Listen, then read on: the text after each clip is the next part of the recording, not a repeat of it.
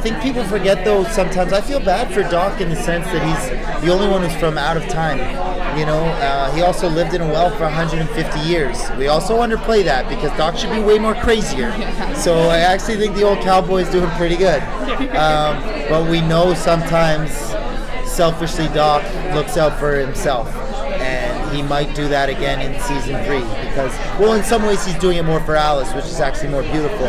But he did go to hell in season 2. He doesn't want to go back to hell.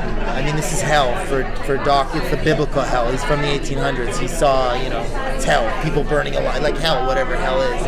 It means something to him, and he doesn't want to go back there. That's for sure. He's also mortal now, so he'll do whatever he can not to go back to hell. Talk about the relationship with Contessa? I can't say too much other than that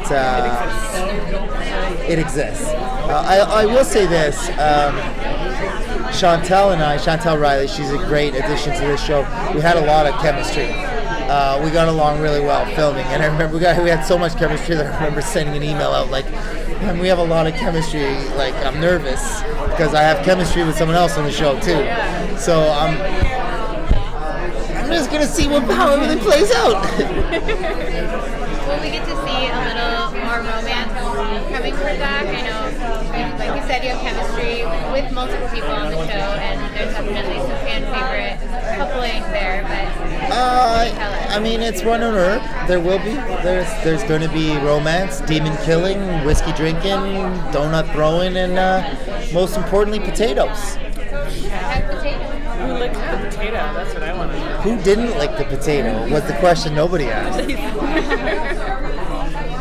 What are you most excited for in season 3? Well, I mean, we started off pretty good, vampires. Yeah. So, I mean, I just love that already it's like, boom, we come out of the gate, it's like, okay, there's vampires now. It's always just the revenants. So now it's like, well, shit, now you got revenants, you got vampires, like who else do we not have? I think we opened the door, and we're not going to close that door in episode 2. You know what I mean? I think we're just going to keep going with madness. Is there a particular monster you personally would like to see on the show? I mean, I don't know how it works. I wouldn't call him a monster either, but if you know me at all, then yeah, I want Galactus to come over, the Planet Eater, maybe. Like, he's going to try and eat Purgatory, and Doc Holliday would stop Galactus, would be pretty awesome. Well, Wynonna and the gang and Doc could be there helping. Yeah, that'd be pretty awesome to maybe face off Galactus. I'm sure the Marvel sci-fi thing would be tough to work out, but producers, that's what they live for, no? Those deals that can't be done. So you call the season madness. Was there a specific scene or something that you had that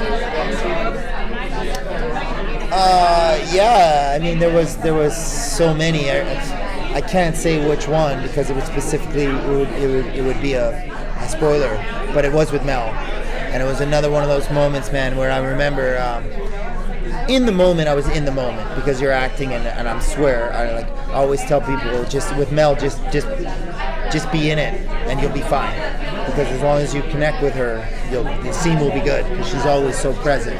But after that scene, I was like, that was something else, and she was like, I know that was something else. What episode is that? I think it's 7. I think it's 307. Yeah. Are there any funny behind-the-scenes moments that y'all had during filming? Yeah, there's like a mazillion. I mean, there were so many things that happened.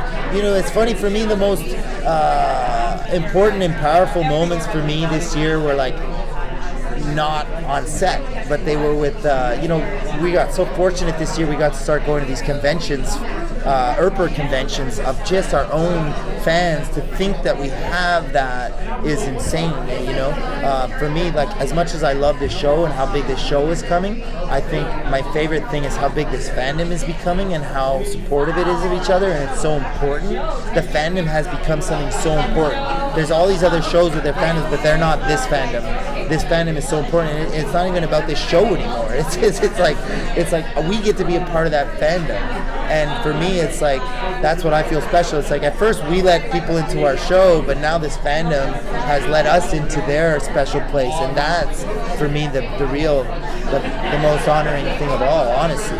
You know, I remember the moment I had it. EarperCon UK was the first Earper convention we had, and I met a 15-year-old girl who was there with her father, and she came out for the first time 2 weeks before, and her father came with her to the convention to show that he would support her, because he knew in that community she was to be accepted right away, and the dad was there.